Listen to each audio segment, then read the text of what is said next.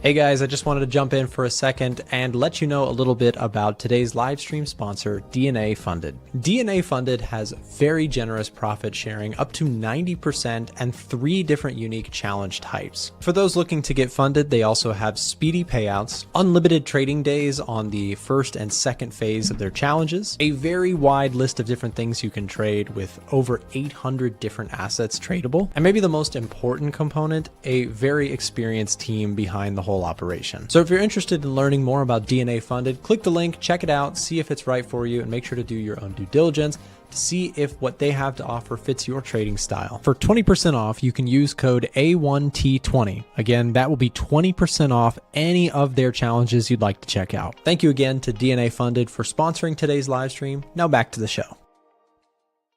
Hey guys. All right, everybody, welcome back. Good morning. Happy Monday. Trying to stay happy, right? It's a crazy, crazy market out there. We are down another 2.6%. Do you guys know in the SpongeBob SquarePants movie, you know when he's like ringing the bell since SpongeBob left for Shell City? If you know, you know. He's like, it's like Mr. Krabs. He's like ringing the bell in the Krusty Krab, and he's like, day 4, give it up for day 4.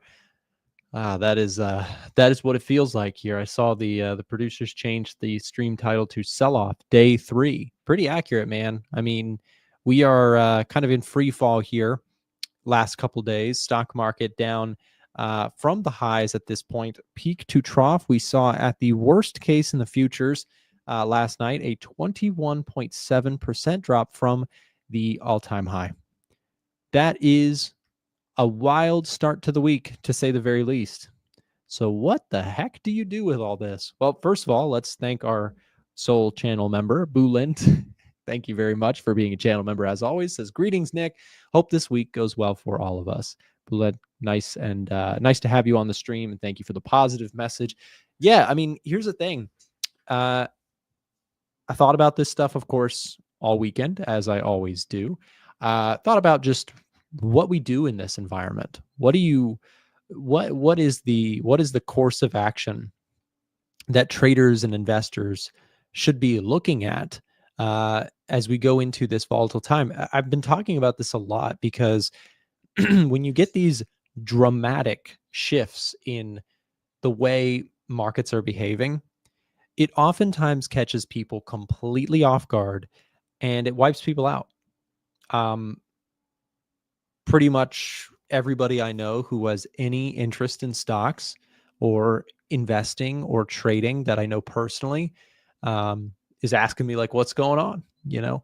And that is pretty evident in the VIX here, right? Everybody is like, what is going on? Are we seeing in front of our very eyes a stock market crash?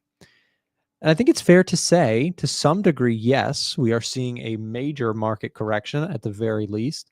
You're seeing a 25% drop.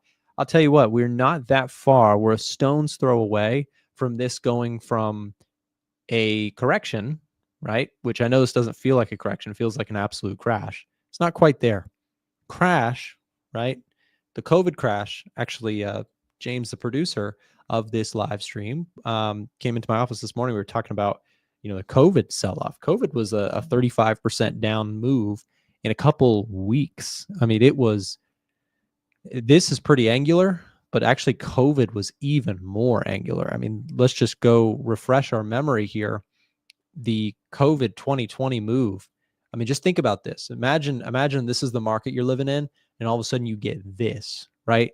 That was a monster. For those of you who traded during that time, you invested during that time, you may be getting flashbacks. I know I am. It feels similar. But actually, having COVID's sell-off under my belt, I guess made me in some ways not prepared. Like, you never know when these things are going to occur. I have a whole bunch of keyboard warriors, hindsight warriors in my comment section. I knew this was going to happen. I told you so. I mean, nobody knows exactly when a crash is going to occur, right? 2019, I was bullish as anything. And then sure enough, COVID happens, wipes out years of gains. Check this out. COVID, when it went down to its lows, On the March low of 2020, we had officially wiped out gains going back all the way, you ready? To 2018, right? Wiped out years worth of gains. We're doing something similar here, right? We are doing something similar here. We are in the process of wiping out multiple years worth of gains, right? Going back right now to 2024. But if we see, let's say we get like this move, let's say you get just a capitulation move. You're talking about back to 2023 lows. But then you really wind back, let's just say from current levels, right? You're still talking about a move back to the 2021 highs. How fast it all can shift, right? We can go from this unbeatable stocks go up every day mentality to suddenly stocks can't catch a bid. Nothing is getting bought, right? So what do? Well, if history is a learning lesson, what people will say every single time, and it has 100% in the long term been proven to be the wrong way of thinking. You ready? I'm not telling you to go buy stocks. Be very careful out there. This is a violent market, and a lot of people are going to lose a lot of money, and people are going to leverage, and they're going to mess it up, and they always do. People lose a lot of money with leverage, making big bets, buying options. Margin calls are everywhere. But here is my opinion. This is the 100% win rate strategy over the super long term. It's not flashy. It's not going to make you rich quick. When you have these kinds of market capitulation sell-offs, buying quality stuff and holding for the long term, like if you bought SPY, you had a 100% win rate over the long term. Now, if you buy individual stocks, they can go to zero. So you have to be careful, right? My opinion, my approach to this is I'm buying a basket worth of high quality companies, knowing that some of them could really struggle. Others might really rebound. But over the long term, you have to, in my opinion, give the benefit of the doubt. Most people, what they're going to say is, no, Nick, you don't get it. This time it's different. Every time it's different. Every single time. The carry trade unwind. This is going to wreck us for years to come, right? That was one of the theories. I don't really remember what happened in April, but there was a sell-off there. In 2023, the Fed's going to have to do another round of rate hikes. We are not going to see rate cuts. Then boom, we got rate cuts. Go back to 2022. Inflation is going to kill us. Inflation's, going to send us off a cliff. And while this was a painful, ugly period, in fact, this was way more painful for me than 2020, because 2020 was quick. It was a V, right? Everybody loves a good V-shaped recovery because it's quick and painless in the end. You're looking and you're like, see, that wasn't so bad. The 2022 sell-off was U-shaped. Well, really, it was like multiple U's and a long-term U shape. Okay. What I mean by that is that we had major selling followed by rebounds, more selling, more selling, more selling. And then we bottomed out and we eventually rode back up. But my point is, could there be more room? The question is, are we more seeing a 2020 type sell-off or a 2022 type sell-off? 22 in my view was way more painful, because tech stocks, many small tech stocks were down 70+%, right? So this is why trading and investing is hard, right? There's nothing easy, right? Some people are like, just buy good companies and hold them and you'll do great. Well, tell that to somebody who bought stocks over here and is now down 20+% on their portfolio. Or tell that to somebody who bought stocks in 2021, has been holding diligently all this time, and is back to break even after 1,231 days, right? Nothing is easy. Nothing in trading and investing is easy. There's no free money. Every dollar you make in the market is going to be tooth and nail. That's the reality.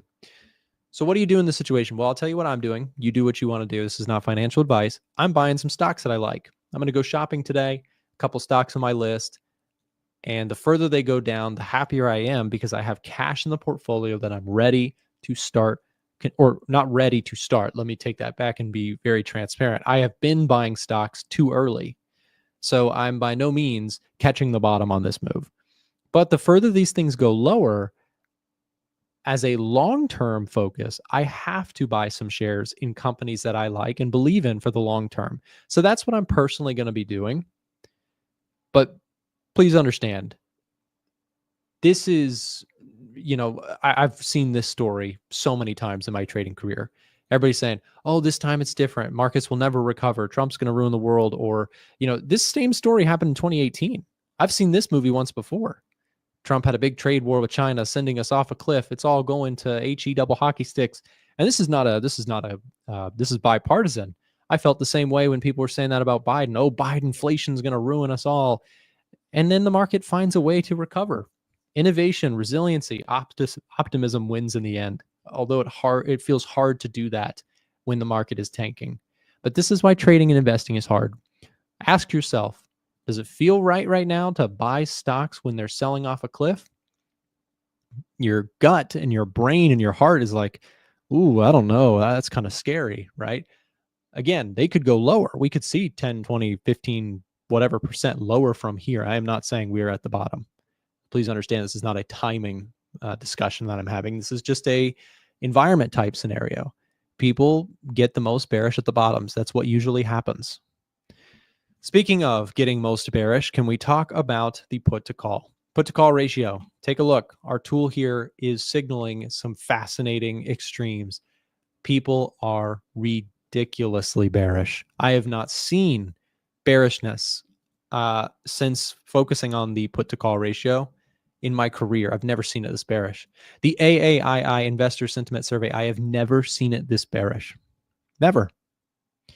So does that mean that this market is, does it mean that this market has to bounce back tomorrow or today? No. But historically, this is a signal. Again, don't take my word for it. I'm not here spitting, my opinions and begging the market to go up, because I actually would like it to go lower so I can buy it cheaper. But let me just express this. Throughout history, this historically, when you get it this bearish, the AAI, you go do your studies. There's people smarter than me that have done research on this. This historically has been a good time to buy stocks. I'm not telling you that you should. There's a lot of risk out there. We could see much lower prices. You could buy them today and they go down 20%. I'm not saying this is the bottom, but on a longer term basis, this environment, long term, has been a very good time to buy stocks. So we also talked about, can you check the COT data? Sure. We talked about this on the video yesterday. I got a lot of interesting comments. Of course, my video got crazy views on Sunday because people were, freaking out. I pointed out that surprisingly and shockingly, there was some net buying that occurred on the Commitment of Traders report. Now, people got really upset because there's a lot of bears out there, and I'm not trying to call out or upset people who are bearish. Because again, there's a bear community right now. The bears have come out of the woods, if you will. The bulls are running for the hills.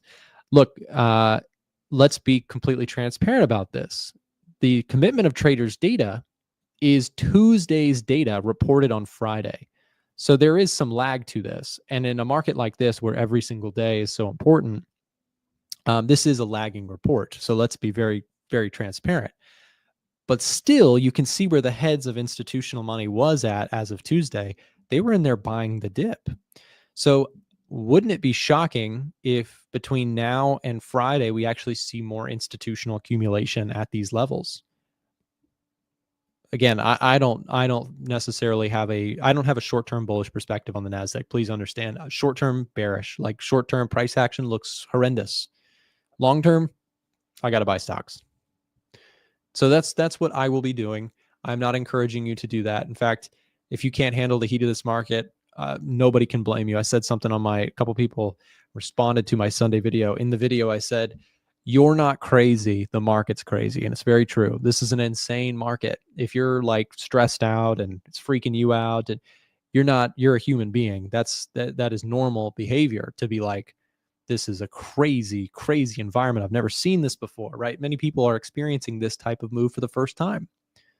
Veteran traders who have been around the block have seen these market environments before, and that's a huge up, right? It's a huge advantage. If you've seen this before, you know generally how to behave in this. You can't freak out. You can't have, You can't go all in. You can't get short, in my opinion. You can do what you want, but a lot of people are going to try and short this market when it's already tanked, right? Everybody already knows there's bad news, there's scariness out there. If you're shorting it here, again, you're betting, you're not, let me express something to the short sellers. If you are bearish right now, like if you are saying I'm shorting right now, what you are saying is we need something worse to happen, right? You need something bigger and worse to happen. Let me tell you what's already expected. The market already expects negative retaliation from other countries. So if you're saying no, the other countries they're gonna come back and buy, nope, the market already said that. The market already knows that. The market is really smart. Smart people have a ton of money. They're already shorting this market. They already knew that was coming, right? So that's why the market's where it's at. You need something bigger. You need escalation from other countries to a different extreme. So again, the threshold for more downside is getting steeper. Okay, understand that. You need something more terrifying than we already know. Think about what you're knowing. Like when you say like, oh, well, it's going to keep going down because other countries are going to retaliate. Okay, that's not a good enough reason. The market already knows that. The market's already, everybody already is doing that. Okay, so what's the reason? You need something new, right? Shorting this market is the same as buying the top. Yes, Belent, my man. Exactly. It's the same mentality. If you're chasing the top of a market or shorting the bottom, you're chasing with the crowd. And again, that can work sometimes. If you listen to my videos where I've been saying, be careful chasing the crowd, look, you could have turned off Trader Nick's YouTube channel and you would have been better off. Fair point. But in the long term, most of the time, that does not work. Trust me, most of the time, that is how people get slaughtered. The same people who got killed up here, leveraged, long tech stocks, super heavy portfolio, the same mentality is going to occur right here. People are going to say, this thing's cratering to the floor. It's easy money. Why aren't you short? You're going to hear bear. There's a bad word that people refer to it as. Bear PRN. Okay, that's what they call it. Because everybody gets so hyped up on the bearish side. And I'm just saying, be very careful. Be very careful. My opinion, my approach, lower this market goes, the better it is. From my long-term portfolio perspective, this is an opportunity to buy shares of stocks that I think have long-term potential.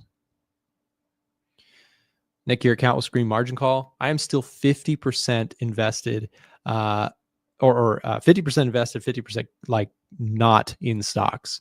So I'm actually in an incredibly okay position to take advantage of lower prices. So I hope it goes lower. People like Igor know nothing. No, I mean, Igor has, but again, bears get loudest at the bottom. I'm just telling you guys, look, I've done this for years. I know what bottoms look like. And I can't call them perfectly. By no means. I'm not a genius like that. Nobody knows for sure where the bottom is. But what I can tell you is I've done this for a long time. People get most bearish at the bottom. So watch your comment section. You guys have the same access as I do. You can go through comment sections of YouTube channels. Ask yourself, are you seeing people get really loud about bearishness? If so, be careful. That's usually what bottoms look like right before they turn. So just be careful. And again, let's not attack Igor in the chat. Igor, my friend, I wish you the best in your trading. I do hope that if you're not already profitable, you reach profitability. If you are already profitable, I wish you further success. But if you are bearish or you are bullish, this is not a personal fight. I don't care if you're bearish. I don't care if you disagree with me. People comment all the time, Nick, you should change your strategy. I don't care. I've done this for a long time. I know what I'm supposed to do. I'm going to do great in the long term. I've done great in the long term. I'll continue to do great in the long term. People who, however, are going to make the biggest mistakes is what I'm trying to mention today. From my experience on this side of the camera, right, doing this stuff for as long as I have, people who are bearish right now, just be careful. Because again, I think you can be bearish. Like, I'm not saying, oh, there's no reason to be bearish. Don't hear me incorrectly, right?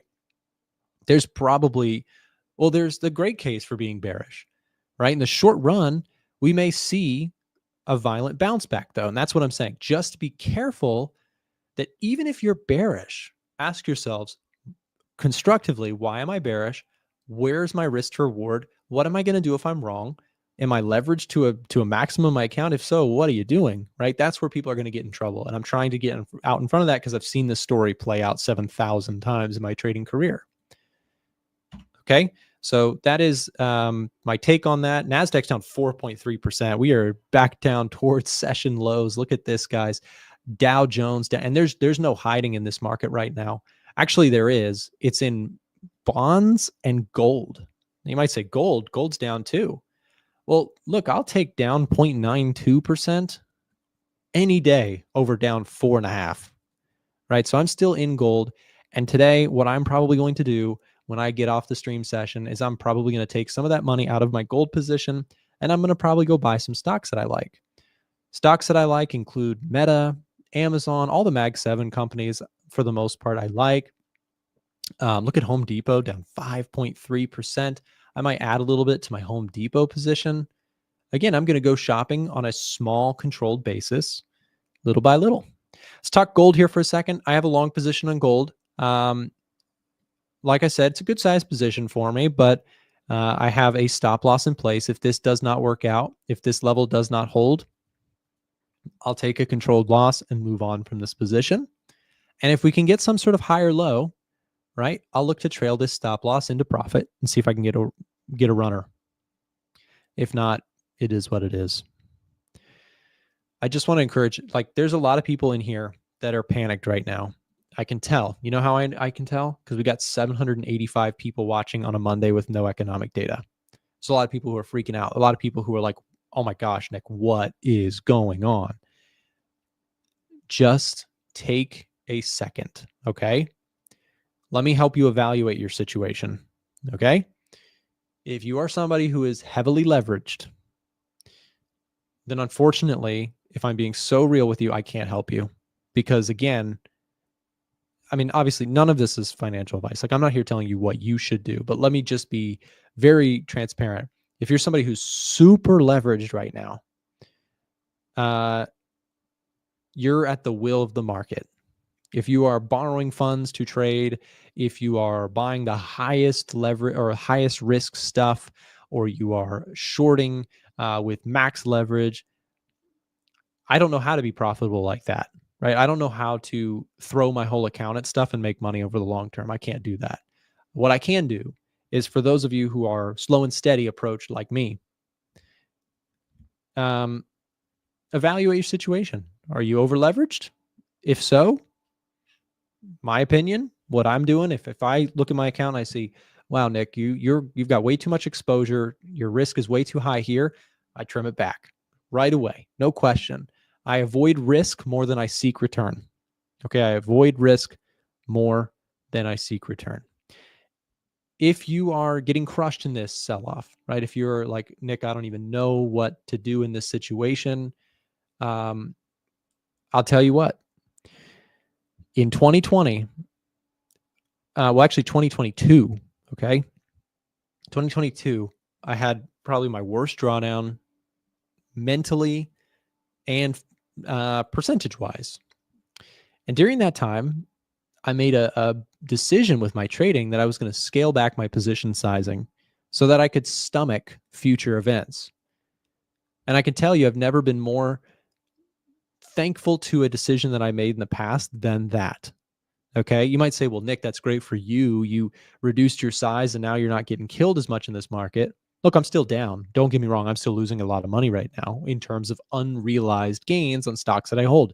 But let me express something to you. Okay.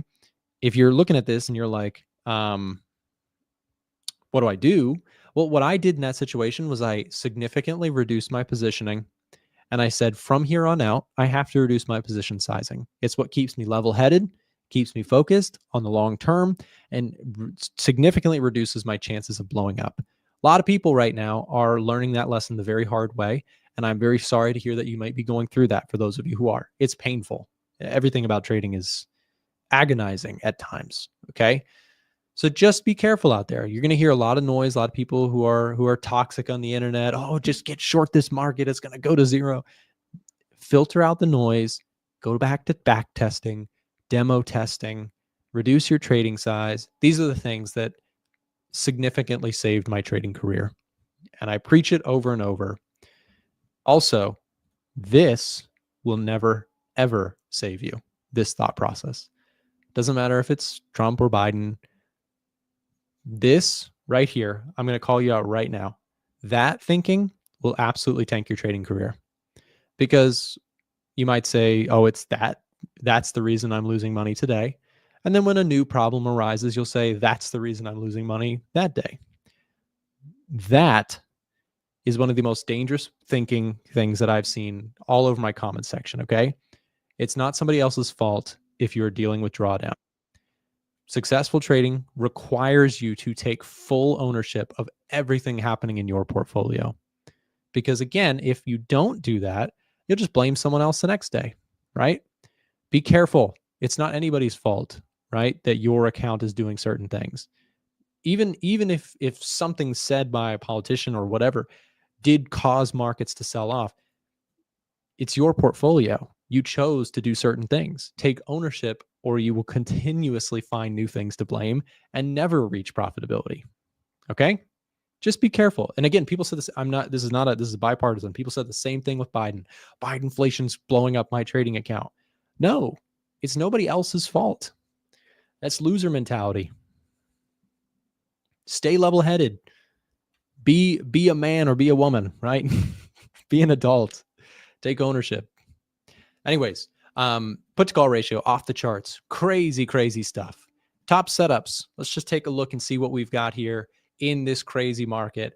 How's the euro doing? Am I doing okay on the euro? Euro's okay. Hey, I'll take this. I'm still in profit on my euro position. I'm long euro US dollar. China 50, euro Aussie, gold still a bullish reading. Bonds. We getting a pullback on TLT? We saw that earlier. I might have to go keep an eye on TLT for a possible trade setup. You got yields bouncing back up today a little bit. This might be an opportunity, in my view, to possibly pick up a long position TLT. So I'll watch that.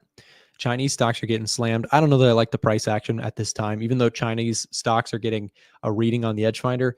Not loving the technicals at this time. Chinese stocks getting absolutely cratered alongside everything else. Let's flip it bearish, just see what we've got. Some yen pairs, anything? Dollar yen might be a bearish setup for me this week. Let's see, dollar yen. Take a look at the daily chart. Yeah, if you get a little bit of a boost upwards, dollar yen might be a trade setup that I'm looking for. So I'm just going to keep an eye on this top setups. It's been changing a lot rapidly here recently. Quick plug here. If you guys don't already have the Edge Finder, the tool that we use here to scan market data each and every day to find trading setups and to stay focused on the data, not the market headlines. Let's not freak out. Let's stick to the data. Let's stick to our trading strategies. Let's back test. Let's stick to our risk management. That is how you and I, if you are going to stick with me for the long term, if you are a regular viewer, if you and I are going to make it through this, that's how we're going to stick to risk management, systems that we've back tested. And in my case, maybe your case as well, stick to the data, right? Stick to what we are seeing materialize, okay? Edge Finder is currently 45% off for stream viewers right now. If you do not have a copy of the tool and you are a long-term viewer, here is your best opportunity of the entire year. I'm not kidding. That is the lowest discount or the lowest price, the biggest discount that we will be doing all year long on the Edge Finder. If you'd like some information, we'll drop the link here in the chat. Boom. Producers are on the button with it. There it is. 45% off sale is happening right now on the Edge Finder. It's our biggest discount, like I said, all year long. Get yourself some tools. Start trading with the data. Get your eyes off of news media headlines and articles and all that. Clear the desk. Focus on the data. Check out our tools. We work really hard to build some of the best software for traders looking to understand fundamentals and sentiment. And there's your lowest price of the year. So for those waiting, there it is. Here comes Ivan. Ivan coming into the call. Excited to have him join the conversation to see what's going on in this crazy market as we find some opportunities in all of this panic. Stay tuned. We launched the Edge Finder 3 years ago in April of 2022. And now, years later, the tool has helped thousands of traders take their fundamental analysis and sentiment analysis to the next level. Traders can track things like the commitment of traders data, which shows institutional money flow, whether they're buying or selling certain assets like gold and currencies and indices. Additionally, we've made economic heat maps that allow traders to track easily the fundamental or economic data trends that we're seeing in markets right now. You can also track retail positioning and see what the market sentiment investment on your favorite assets are right now to look for some contrarian signals. And of course, it strings it all together with the top setups algorithm, showing traders the most convicted top ideas that the Edgefinder is producing now. The Edgefinder has helped traders go from beginner to pro in terms of the fundamentals, and has helped many traders go from unprofitable to finding the missing pieces in the name Edgefinder. So if you're not already using the Edgefinder, let me tell you about the biggest discount that we offer all year long starting right now. The 3-year anniversary sale is going to be our biggest discount that we offer all year long, and it is now available to people who are watching right at this moment. Traders looking to get access to the Edgefinder can take advantage of this massive discount for a limited time using the link in the chat being dropped right now or in the description of this live stream. If you've been thinking about getting a copy of the Edgefinder, do not miss this opportunity. It is the lowest price that we do all year long, and it's a one-time payment to get access to the tool. So don't miss it. Celebrate 3 years with us by getting yourself a copy of the Edgefinder at the super discounted prices. Thanks for watching. And now back to the show. Well, Ivan, last week when you came on and joined the stream, you came in and said that the NASDAQ might potentially be bottoming, and it actually did lead to a short-term rally in the NASDAQ. So what I'm asking for you, Ivan, is say it again, man. Please say it one more time. Is the NASDAQ going to bottom right here? Yes, it is going to bottom today. Woo! There you go, guys. Bottom's in. What's going on, Ivan? What's the latest in this crazy market we're living in? I was right for about 5% or so on NASDAQ. Pretty good bounce. Okay, is anyone else having trouble? Like, I'm trying to show NASDAQ, but this one doesn't want to load, so I need to go and. I saw some other people said TradingView. There literally might just be so many people hitting the servers right now for TradingView. That actually might be it. Yeah. Sorry. So about 5% I was right, about 10,000 points. So I think that's pretty good enough. So 5% is good enough for me. And yes, I wasn't wrong. No, yes, I wasn't right. Yes, I wasn't wrong. It's just that that was the bottom, at least for the time being. And I was right about that at least. But honestly, the journalists in Norway are now trying to be economists. It's pretty funny, interesting. Oh, yeah? Like how the stock market fell in Hong Kong, down 13% or so overnight. So yeah, they're all now reporting about the stock crash. But I don't know. Is this the stock crash? It's just, and even you, Nick, you're looking to buy things. You know, it's just another day. It's just another day in the office, right? Well, and that's a question I had for you, Ivan. Is like in this environment, yeah. How do you approach it? Like for me, on a short-term perspective, there's no trades on the NASDAQ long. There's no SPX longs, none of that. But on a long-term basis, I just buy a little bit of stock in something that I like every single day and add it to the portfolio for the long term. And you know, I'm not buying penny stocks. I'm not buying high-risk stuff. I'm buying without leverage or margin, things that I like for the long term. So that's how personally I approach these times, these panic sell-offs. And that doesn't mean they can't get worse. I think that, you know, I'm just gonna call it out, Nick. You know me, right? I think that yen pairs are gonna go higher by the end of the week. Okay. That's a bold statement, because that is definitely more leaning risk on, right? So the reason is, and this goes back to what I'm currently experiencing, is this is what I call risk event. So a risk event is when everyone panics and everything sells off, and then we're like, but we are okay, and then we go back up again because there is no more escalation. We need more tariffs. We need more, I don't know, troubles for this to continue falling. On the flip side of everything, Powell says he's not going to cut in May. Interesting. Yeah, I mean, you have the dynamic there. There's no Fed put to save the day, and apparently there is no Trump put either. Trump was interviewed over the weekend. Some of you guys might have seen that in the audience. Trump was asked, you know, what are your thoughts on this sell-off? And essentially, he said sometimes you have to take your medicine, which obviously the market does not like to hear, because if this is medicine, right? If he thinks the situation is sick, and you know, sometimes medicine takes time to you know, improve your situation. So we'll see, but it's certainly a violent morning here for many traders, investors. The Monday gap down here. But that being said, we were just down 5%. We just ripped 4% quietly on the Nasdaq. So Ivan, you might be a magical creature that just makes the market go up whenever you show up on camera. So if you could just stay there for like 6 months, Just that have would them in be the great. background. You just hear me laugh sometimes here and there. Now, as a serious people, I can see your comments. And what I've said, I think I said in the weekly planning meeting yesterday, I think I said in my own YouTube video, and I think I said it in the VIP webinar meeting an hour ago. We are risk off. So yen pairs falling, dollar pairs falling until we are technically bullish again. And then it can be turned risk off again if we have more tariffs. My only point with don't expect this thing to fall out of nowhere or to go higher because there is too much risk right now. Is that I said that to kind of get you engaged, get you like to be a bit more, oh, what's actually my stance here? Because that sounds ridiculous. Everything they've been taught is yen is rising in a risk-off environment. Yes, it is.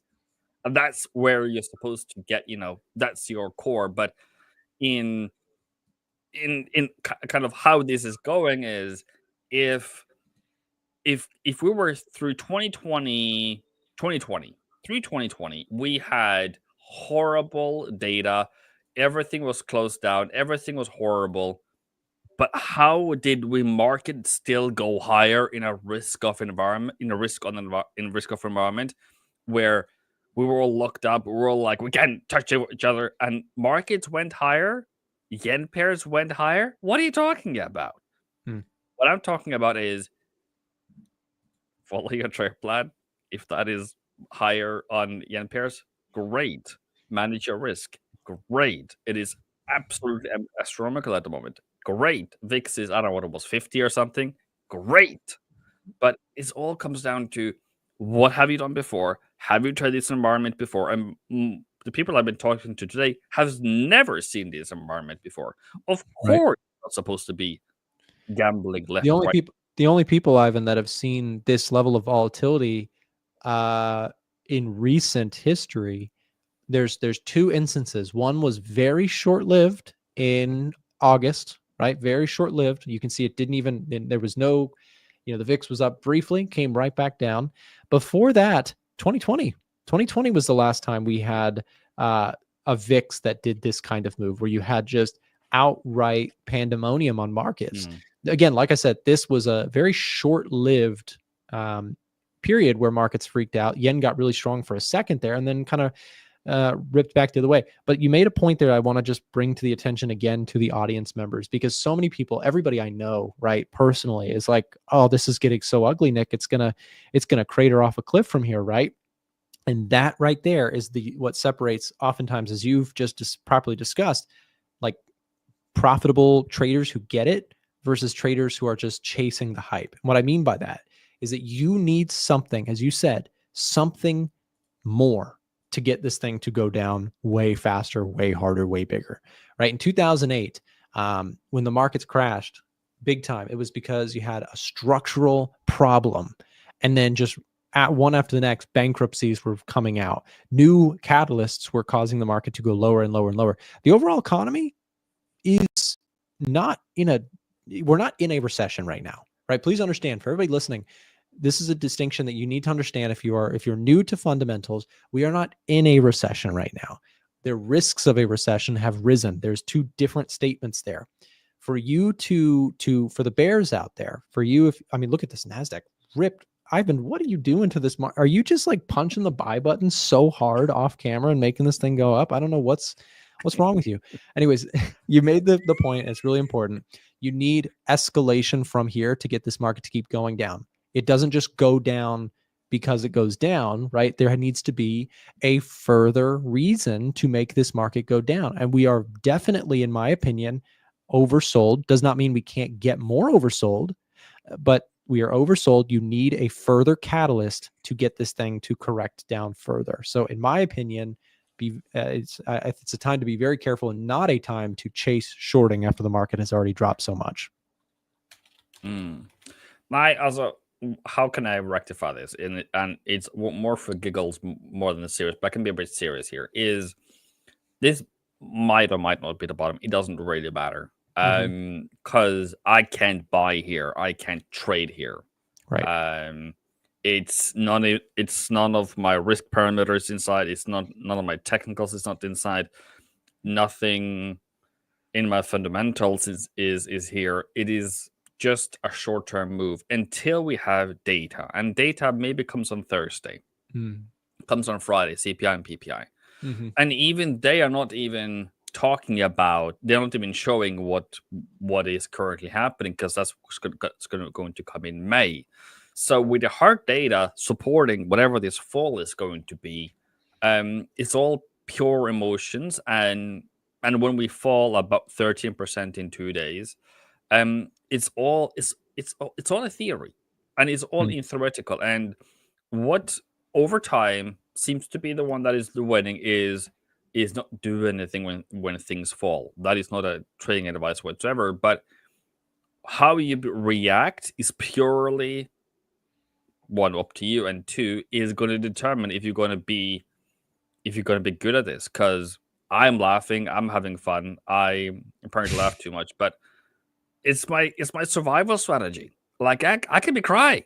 I can cry too. Like, because that's kind of the opposite. That's the opposite that I have those two. So it's I can't sit down and be, what am I gonna do next? I will never find a good trade again if I do that.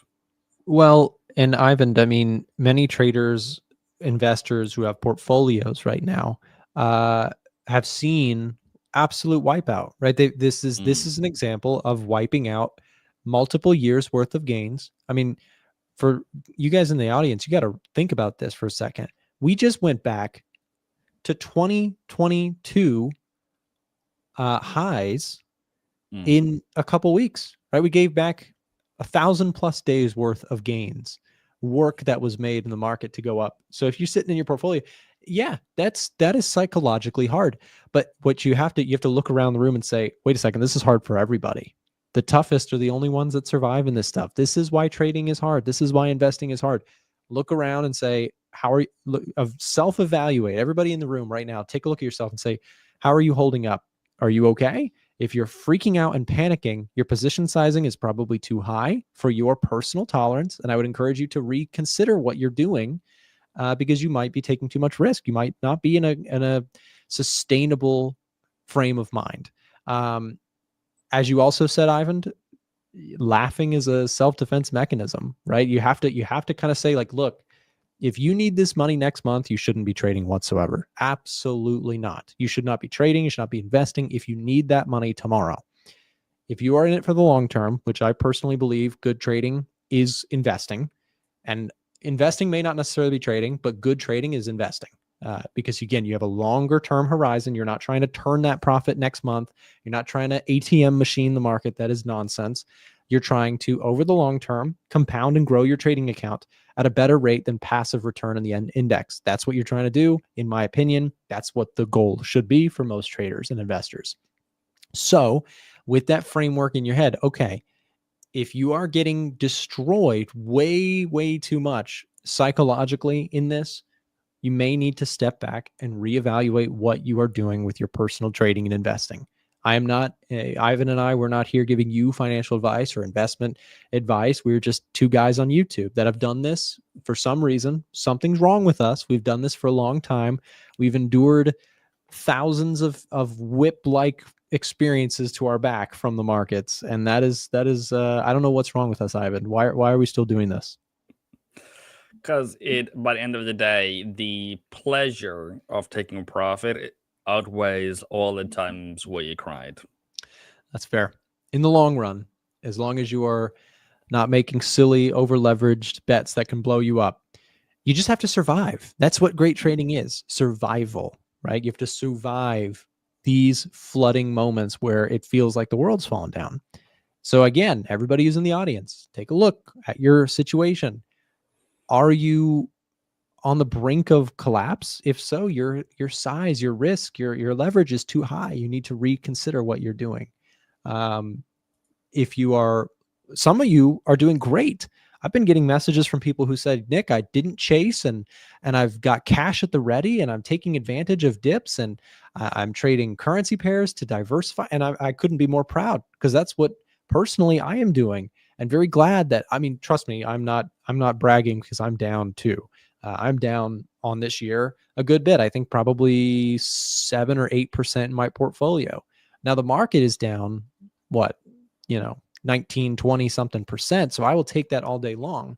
But again, consider what you're doing. Some people didn't chase the highs. Some people had cash at the ready. Some people are diversifying by looking at other things. Some people are, adding gold to their portfolio. Some people are trading currency pairs. People are doing things.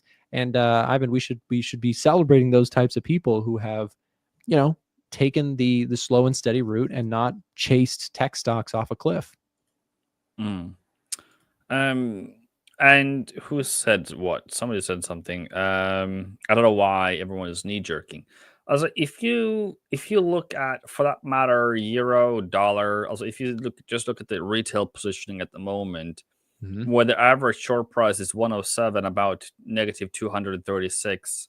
For that matter, pound dollar about 160. For that matter, dollar yen about 458. And if that is, I don't know how many positions that is about 628. Also, this, for that matter, 12,000. It's a lot of lots, with 12,000 lots being in on average about 236 pips in loss. And for those who are able to, and I met some lately that is able to, okay, cool, just take it. Okay, fine, that's okay. But we see the emotions in the chat.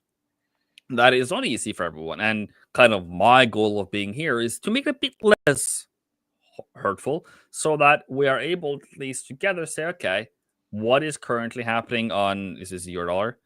That's pretty end. When euro rose, when I was on the buy here, a lot of shorts comes in, and if they sold 108 and then they went up to almost 112, or 111, that's like 300 pips in loss. What happens to those positions? They're normally wiped out, and now you have a 300 pip loss in your account, and that seems to be happening consistently. Yeah, I mean, and that's the thing, is there are a lot of people getting wiped out right now and experiencing just the pain of a market volatility spike.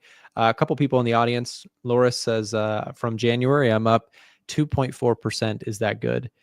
Loris, that's phenomenal. And again, this is where you need to ignore comments of people saying, oh, you should make 10+% per month on average. This is why that's not so easy, is you have periods where things get really hard. Some people are making a lot of money out there. Like, great for you if you are. And if you're up 2.4% from January, Loris, that's phenomenal. You're doing great. You're doing really, really well. Where passive index people are down 20%, right?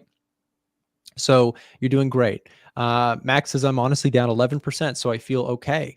I mean, yeah, that's the way to think about it. You have to think, if you are down 5, 10, even 15% this year, you are down less than passive investing, which is, in my opinion, everybody has their own definitions of what proper trading is. My definition of proper trading is if you can outperform the S&P 500 over the long term, you're doing great. You're doing absolutely great. So to everybody in the audience, you need to, this is also, it's a weird, I'm not a therapist or anything, but your mental health is really important in these times too. Like, you really need to, on a serious note, level with yourself. If something you're doing is breaking you or causing you to have crazy feelings, it's short term. This is not forever. Money is just money. Relax. It's going to be okay.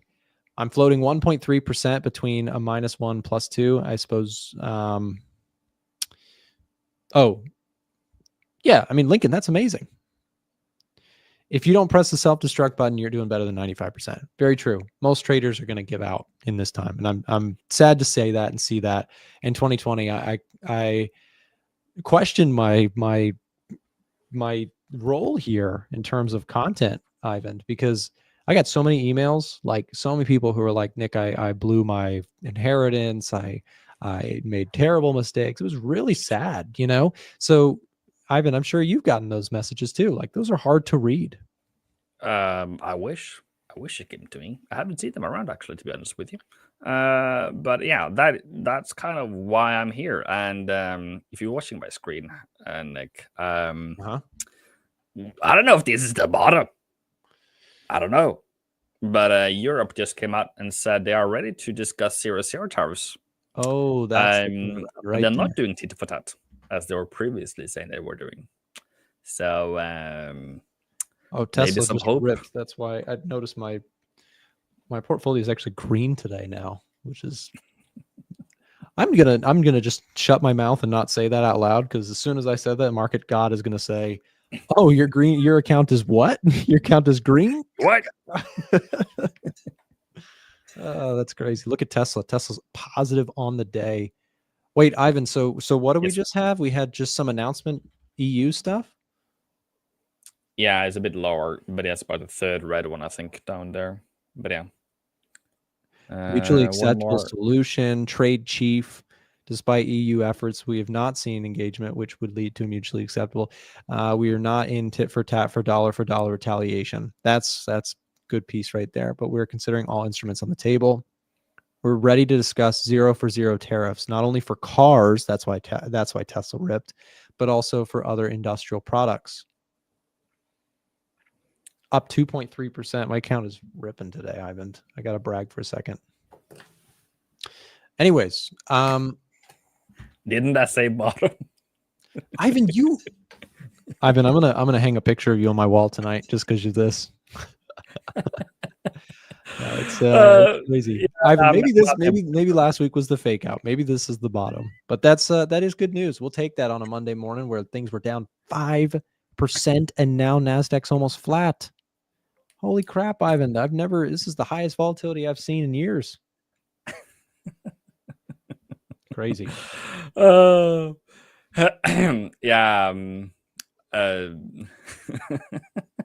No. Create the This Ivan is the indicator. bottom. We all need the Ivan indicator. The bottom indicator. That's me.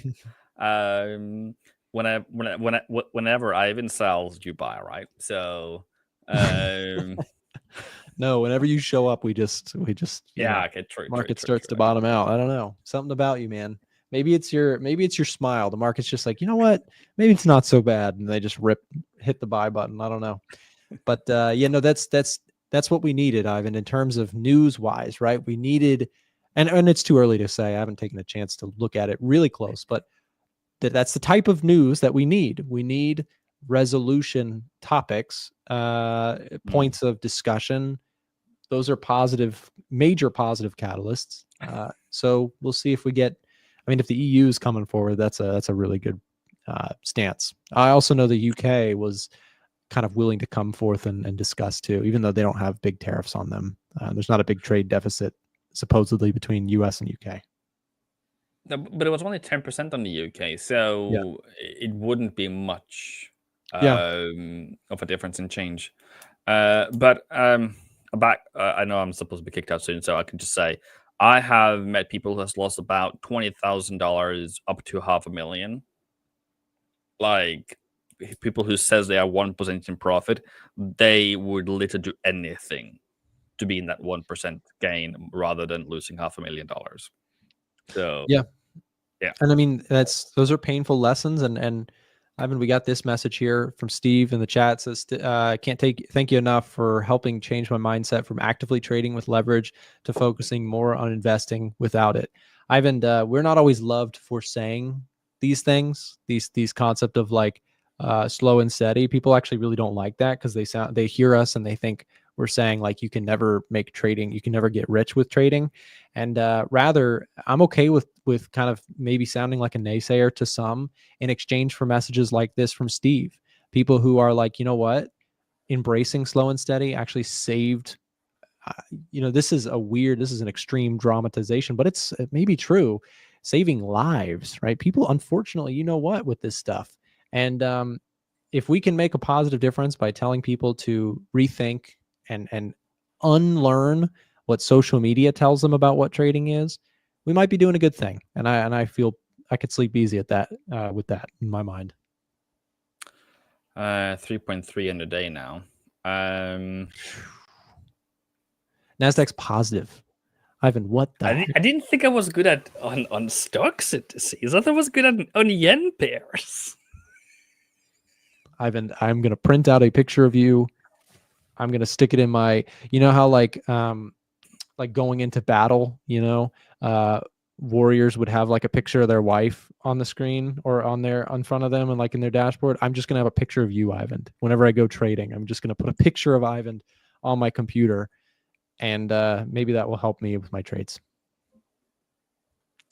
Thank you, Bolland. White House Secretary Senior Advisor Hassett has apparently said Trump is mulling a 90-day pause on tariffs aside from China. Okay. That might be the reason why we are doing 100% rebound. Wow. And we are 3.6 now. We were 3.3 earlier. I'm not here to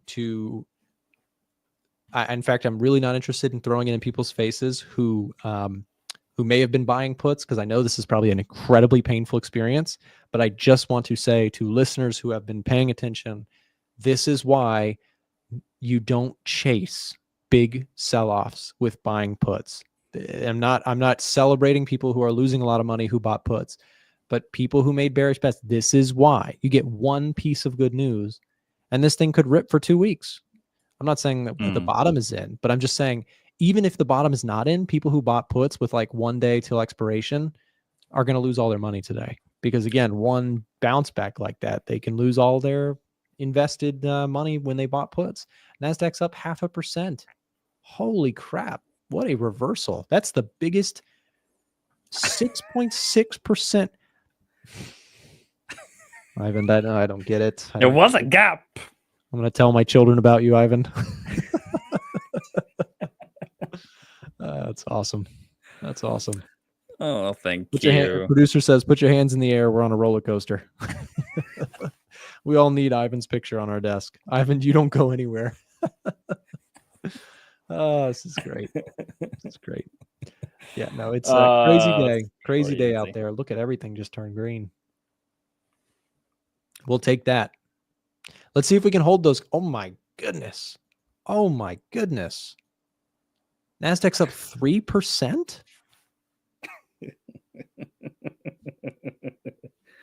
Is anyone could laugh all the way to the bank today or something? Alan, I love it. Thank you. Insanity. Actually, that might be it. Let me check SPY. No, it is. That's crazy. Crazy volatility out there today. Sometimes you just got to sit back and watch. Japanese yen, downside move here. JXY. Gold's flat. Silver's up. Oil bouncing back. Bitcoin up 2%.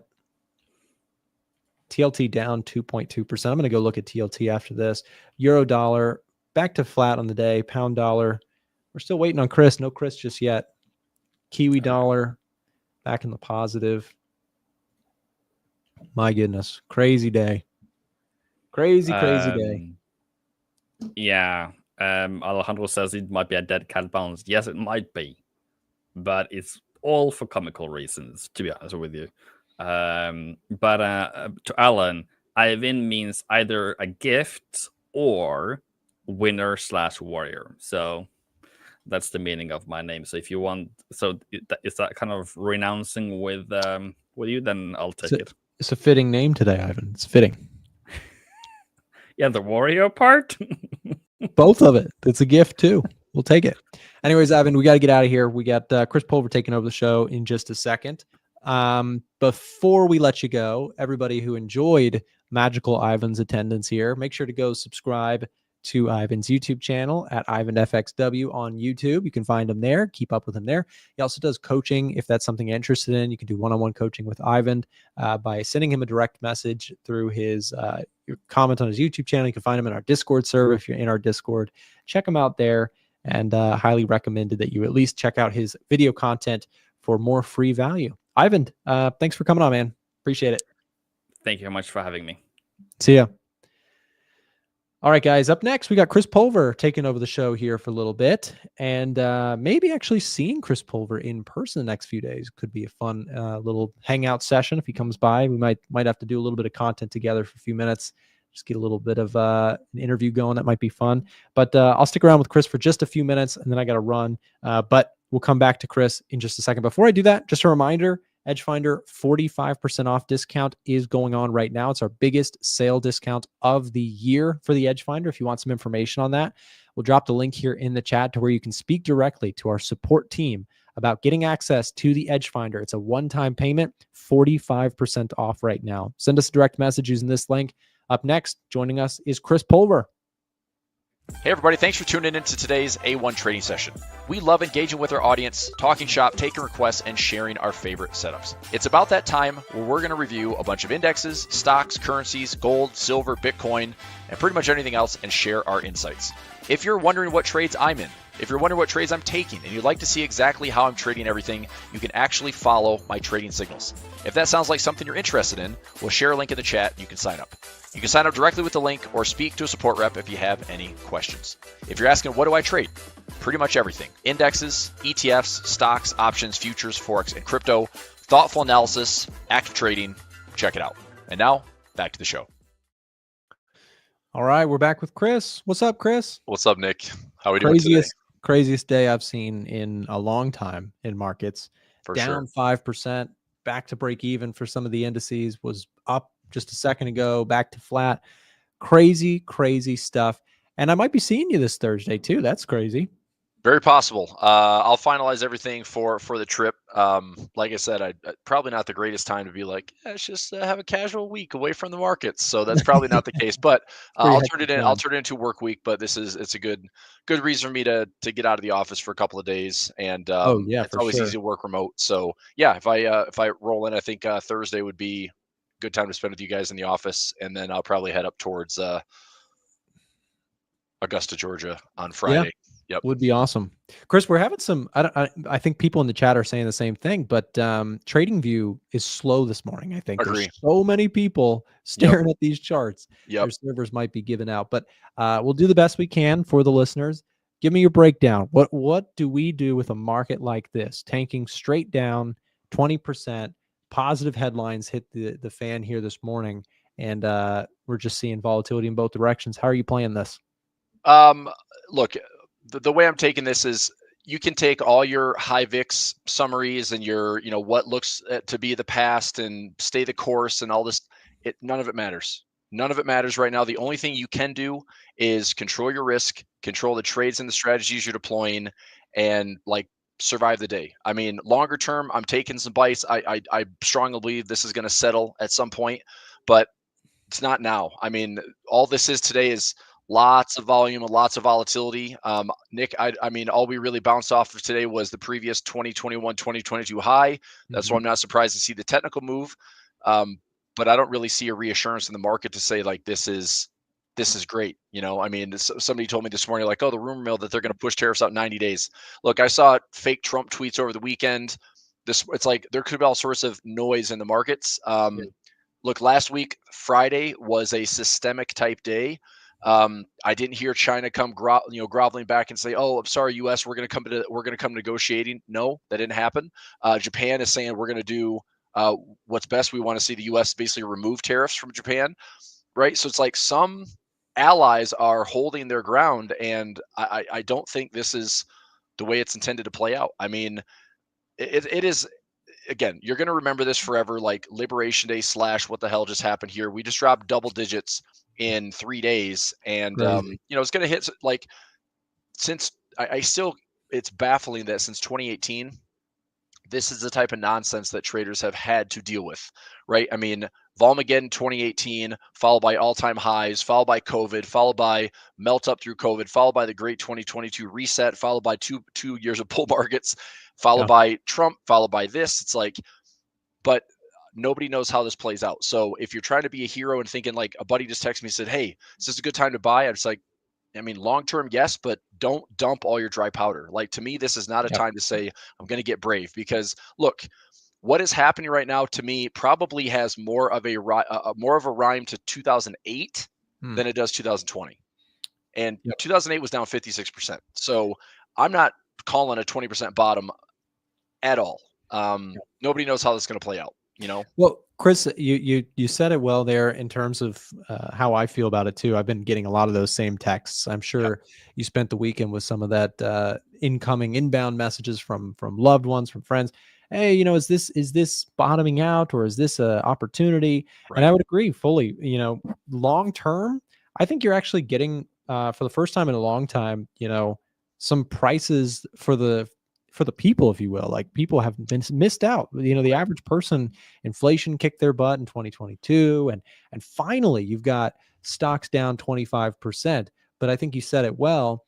That getting triggered does not magically mean, oh, and now markets go back up. So Right. I do actually think that, from my perspective, I've been saying this, like, short-term trading opportunities, I'm definitely not bullish the Nasdaq. Like, I need more solid, higher lows, some structure to be put in, some lows to be formed for trades to take place. But I'm with you on the long term. Like, dry powder is the name of the game. I've never been more thankful, Chris, about recently having a high amount of dry powder. We talked about that for a long time on streams together, Yep. conversations. Um, I'm still accumulating shares and will happily continue to do so if this market does see 30, 35, 40% downside. We've talked about this for a long term. This is the thing that I think a lot of people have been waiting for, is a true panic event, Hmm. where people who have missed out on the markets for the long term. Again, I think you can look at this as a long term, probably just fine opportunity, but that Right. does not mean a short term, rip your face right back up V sharp move. I think that we may be looking at a U. Yeah, I could see. I mean, I could pull up charts of past, like, kind of ugly bottoms where if you show my screen here, this is Yep. why I wasn't super excited about the weekend, because what I noticed were the tape readings on Friday was that retail traders were still net long and still buying, and so this, like, oh, it's down 15%, buy the dip. That's fine, but so this makes me feel like the retail crowd has not felt the pain of getting flushed out and kind of bullied out of the market. And that might Mhm. be the 20. I mean, we're at 21% from peak to trough right now. It might be 30%. If this market, and a lot of this kind of behaves like a tuning fork. If you hit the tuning fork, it has one big wave, and that's essentially what we did here. We had like a little, high, low, lower, high, lower, low. But if this is our next wave down, I could see this to this to this to this. If we're lucky, it just kind of stays the course here to carve out the lows. But I think we're going to play some games around this bottom. We're going to play some games here. It's obviously good resistance becoming support. So if it holds there, then sure, maybe we find a bottoming pattern here, Nick, and that would be, like you said, a U-shaped recovery, something that looks like price confirmation will be good. Because the only other thing that's going to be faster would be we dump like so, we come up here and we go sideways, and then you're talking, hey, this might be a cup and handle. Well, if we break those highs, how about this, Nick? Would you still short this market if we came back up to 54, 55? Would you still be interested in maybe a short back down to the lows? I think that if I was to get short, that would be the spot, right? I Yeah. think that the thing that I've been pointing out is, like, I think that if you're trying to buy puts at these levels, just like standalone, like a bearish speculative bet that it's going to go lower, I think that's a really, really difficult trade, because you are working with some very high premiums that you have to overcome before you even get into Yes. a profitable position. So I don't think that's the case. What do we see right here, Chris? We actually saw the put to call ratio go from extremely bearish to right in the middle, smack dab in the middle, moderate.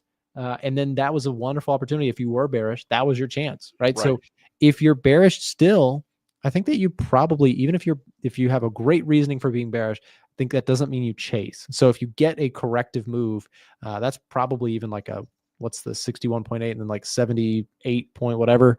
Yep. Like, you may get that kind of move.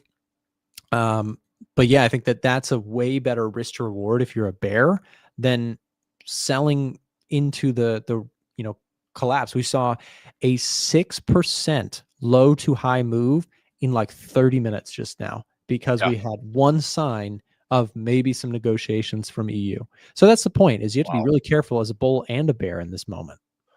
Yeah, I was gonna say on the on the hedging. I mean, I'm planning on reapplying shorts. I mean, I've been hedged since these highs. I reapplied here just in case. A lot of my hedges are out to August, a lot of them out to September. I put on some fresh ones over the weekend, and I did get paid. I put a $5 debit on the SPY that paid out for $10 credit today. Mhm. I'm out of that trade, which I'm glad I am. But I'm gonna recycle those trades. And again, for me, I'm not looking to get like short. What I'm looking to do is I'll hedge. I mean, I still think I can battle through this market. I don't know if that's necessarily the low, but similar to what we had, this is just now the doors are like open, right? Like the volatility doors have been blown off.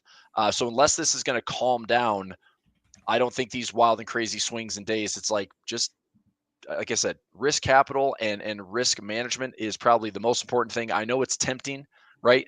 But I'm still sitting on lots of cash. I'm still sitting on over a third of my accounts in cash. So I'm not going crazy to deploy it. And also because premiums are so high. I mean, look at the VIX today. Hopefully everything. Yeah, I mean the VIX. We had a. 17%. I mean, it's like we're talking about the volatility event we had on August 5th. That's how Mhm. high it pushed up today. And so, I mean, our traders automatically assuming that this is going to go down. And this is another thing. There's no guarantee in the VIX. Like, I mean, the VIX has been higher. It was higher during COVID. Mhm. It was higher, as high as Great Financial Crisis. I mean, this was 85 in the VIX. Is that the highest? No, Great Financial Crisis 95. I mean, and there's no reason for it to stop necessarily. I mean, Yeah. Nick, would it surprise you if the VIX is somehow registering like 100 during this era with like things moving faster and more crazy? That's we could have a higher VIX. So this idea of the VIX is at 45 and just sell in 1 year's out, it's positive, and 3 years out it's positive. That Mhm. might be true, but if we're facing something that has never been done before, i.e., Great Financial Crisis was financial Armageddon, the brink of the entire market coming down. This has similar pieces to it. Like this is stopping all globalization in like 1 week and in 1 week with Liberation Day. And I know it's not the case. Like I know the intention was we're trying to bring people to the table, we're trying to negotiate. Like I get it, but how this is playing out is so violent that Mhm. I don't think the VIX necessarily has to say, oh, the top was in, because what what makes that special? Nothing. Like I just feel like we're going to be in this year of like outliers, and it's going to be the most extreme bullish day. It's the most extreme bearish day. So just don't do anything stupid, man. I mean, I'm a long Yeah. ways away from all time highs for the year. I'm going to fight the good fight. I'll survive this, but I want to have cash at the ready. And yeah, there will be levels that like if we're Nick, if we're down, 30%, 40%, 50%, then I'm taking long term plays. I'll deploy probably half of that capital and plan for the best. But it's still going to be a lot of options. Still going to be taking good defined risk trades. I mean, There's that's the just there's thing. no reason. There's no reason to That's do anything the silly. thing you said, Chris, that I really stuck out to me, and for everybody in the audience that I think should hear too. Don't do anything stupid like that. I said this earlier. What's the name of the game? How do you get through this? Well, nobody on this stream, nobody in politics, nobody anywhere can tell you with certainty what is coming next in this story. Right. So what can you do? Well, you can control if you do something stupid, right? Yep. That's something you can control today, right now. Everybody can do that to improve their chances of survival. The way to get through this, as you just described, if we see 30, 40, 50% corrections in the stock market, which historically have happened, if that's the environment that we're going in, everyone in this room should ask themselves, how am I prepared for that? Because it could happen. So if it happens, how are you prepared? Well, the answer is, number one, don't do anything stupid. No extreme amounts of leverage. Chris and I have been preaching on this show for some time. The effects of dry powder, being prepared for an environment. I mean, Chris, I think you and we know uh, what to do in that scenario. It doesn't mean it's going to be pretty. Right. I might lose an arm and a leg through that process, but Right. it's gonna be, we know what we're supposed to do, right? You're supposed to accumulate things slowly, little to no leverage.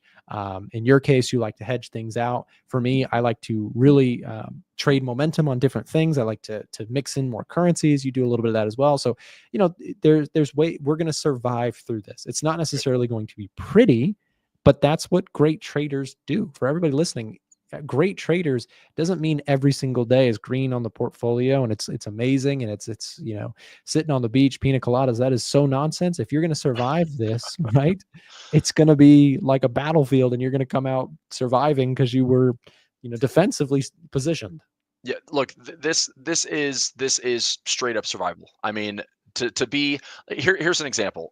Yesterday, Tasty Live, they start a futures market opens at 6 p.m. Eastern time. I watch They that they sometimes. start a live session. I mean, you have traders that have put in 20, 30, 40 years of their life dedicated to the markets, and even they are like, we don't know what this is going to be. Like, so part of it is just crisis management. Part of it is just like Mhm. talking traders down off the ledge because, you know, the one scary thing about these financial markets is they continue to add more layers upon layers upon layers. I mean, there's only, let's say, $100 trillion of global wealth, but there's $400 trillion of leverage.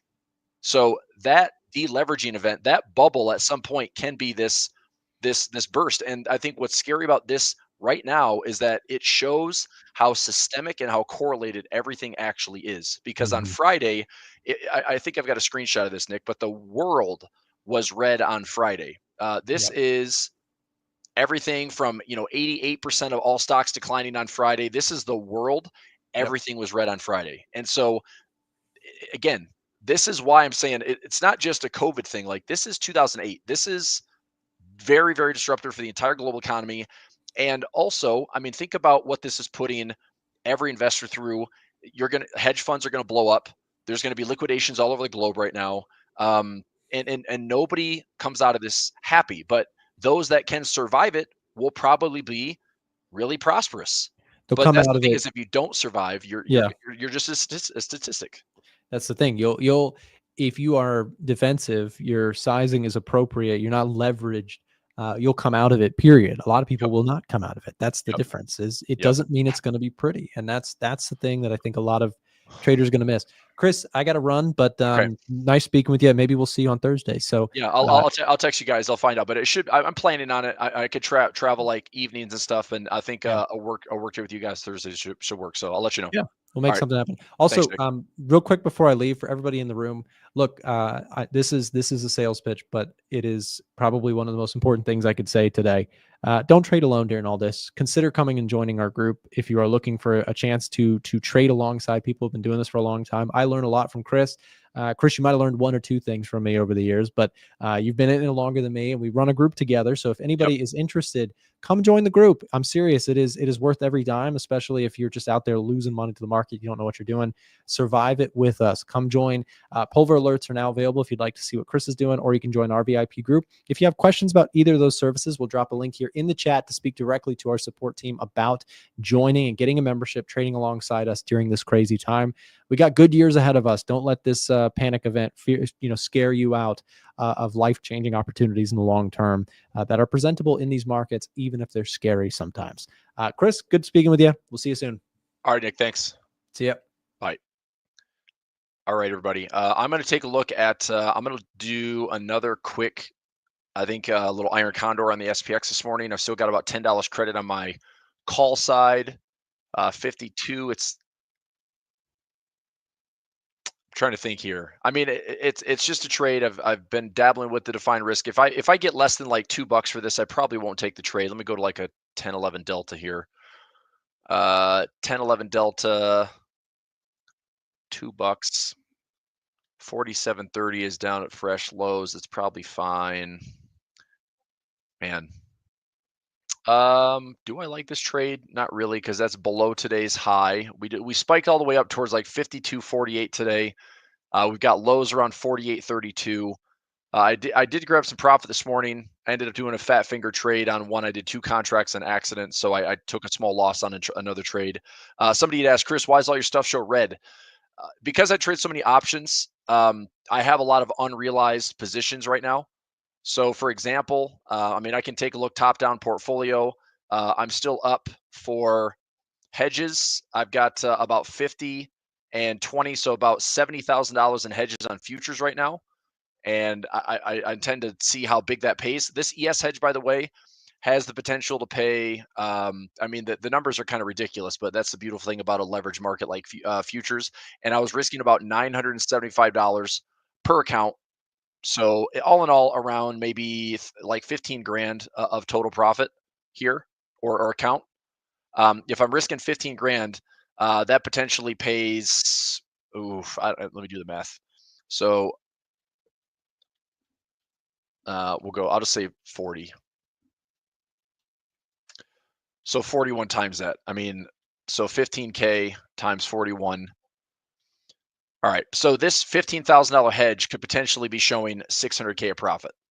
Now, potentially, it's not going to be likely, but you can even see right now that I'm up 220% on my hedges, right? So all this is about survival. This is fighting the good fight. I do have some exposure in some of these stocks, but a lot of it's options. And what happens is there's so much volatility happening right now in the markets that an open position, even though I got into a lot of these like selling high premiums, like Tesla, for example. I mean, I've got a cover call for this Friday at 247. I've already collected, 81% of that covered call. Now, the question is, do I take it, roll it, and just move on, or do I let it expire and see? I'll lower. What I might do is I might put a bunch of collar trades on, which I already have some of those. So point is, you're seeing red in my account because the day is red because we gapped lower. I've got a lot of high volatility with options positions that are open, but all of my option trades are defined risk. So because when the markets widen like this, when you have like a high bid mid ask and IV is so high, you might see that it's like trading like further than your max risk. So for example, if I knew that I was taking a trade on, let me see here, trade on. I'm trying to think of one example. I did a 460 by 420, 460 by 420 bull put spread on SPY. Okay, now are we anywhere near 460 right now on the SPY? We're 497. Okay, we're at 497. So I'm still, to quote, clear of my level, but because of the volatility expansion, I mean, this is trading for basically negative $3,000 to $4,000 per contract. And so if that's on 10 accounts, it's going to show like 30, 40, $50,000 in losses, even though the trade itself is still safe, hasn't been assigned. It arguably, if it stays where it is, it's going to be profitable. But this is why I'm seeing a lot of red in my positions. I've had a lot of fluctuating unrealized ups and downs, and but as I take trades on and off, I just keep chipping away at, like, if I have a winner, close it out. Like this morning, I closed out. Trying to think, about maybe $6,000 or $7,000 in hedges. So I had a $5.10 debit that I closed out for $10. So I had a 96% win on the SPY for hedges, and I did that on 13 accounts. So that was 4.90 times 100 times 13 accounts. So $6,300 this morning in profit. Again, doesn't matter. Like, it looks like, oh, you're just red. Right, because it's unrealized losses, unrealized positioning, and that's where I'm at. So I still have time for a lot of these trades to settle.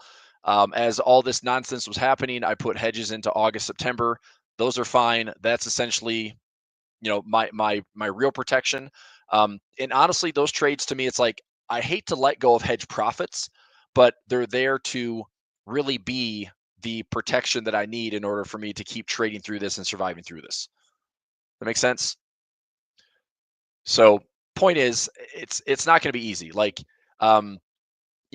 just you can pin this conversation. We can go back and talk through. I mean, every stream we've done since Liberation Day has been a little bit crazier and a little bit crazier. And what we have noticed here is that the market is way more vulnerable over the weekend than it is during one day to the next. So I wasn't surprised. That's why I showed the screenshot, right? That little retail. Again, this screenshot here. Where the heck did it go?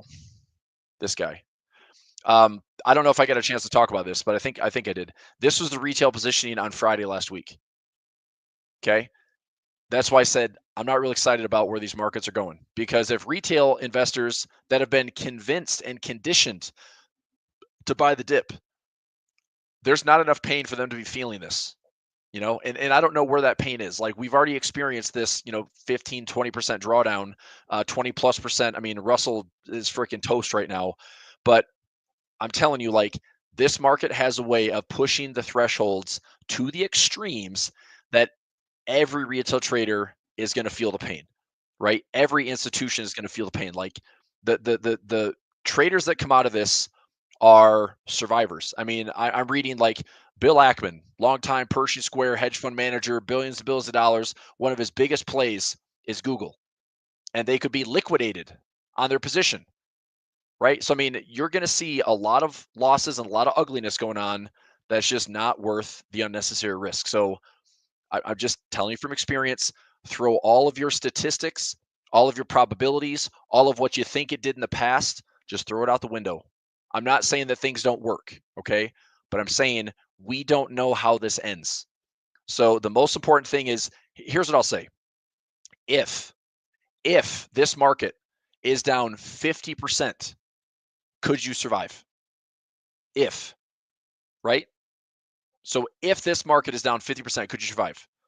Because right now, yes, I can make a case for, well, we have resistance here. Well, we bounced off that and had a giant swing, but you can see that prices quickly up and then came right back down to the halfway point.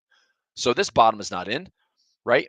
And if we're lucky, I would say this market kind of overshoots, comes back up. Maybe if we're lucky, creating a tradable bullish pattern. But this is the type of market where I think if we're going to find lows, it's going to be after a stab and another stab and another stab, and it's going to be something like this, where this market is going to settle in, rip up here, maybe come back down and revisit the lows again, and it's going to be very, very noisy before this bottom is in and before we're justifying a run back to these highs. Okay. I don't think this trades like COVID. I think this is more like this is systemic risk. And this is also the scary part about the entire financial market is it shows how interrelated it actually is. And as much as I'd like to say, this is like a rude awakening for everyone to say, look, trading shouldn't feel like this, right? Investing in the world, investing in the most profitable companies in the world, investing in what's supposed to be making people wealthier, it just shows how closely connected it all is. And so if the US catches a cold, the world potentially gets the flu, you know? And and you'd think like, well, that's when everyone's going to come back to the US and say, "Oh, we want to fix this." It's like, look, the US started it. So I don't think that the world is just begging right now to fix things when the US is digging its heels in as well. So that's what's like literal about this trade war is I don't know how the terms soften up. If we don't hear, I mean, it's like if all of a sudden Trump this week, like today, for example, he starts backpedaling. Like you see in the fake news, right? I mean, I've already had several comments in the stream, fake news on the 90-day push. I understand why. It's like this is what we live in. It's misinformation. It's whatever, right? It's all crap. Price is going to be your ultimate tutor and teacher. But if the U.S. is all of a sudden going to flip the script after 3 or 4 days, then it's a bluff, right?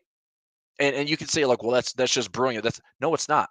That is the most like distasteful way to do some type of global trade deal is to basically bully, threaten, and bluff. Like, you know how much credibility you would lose in that negotiation?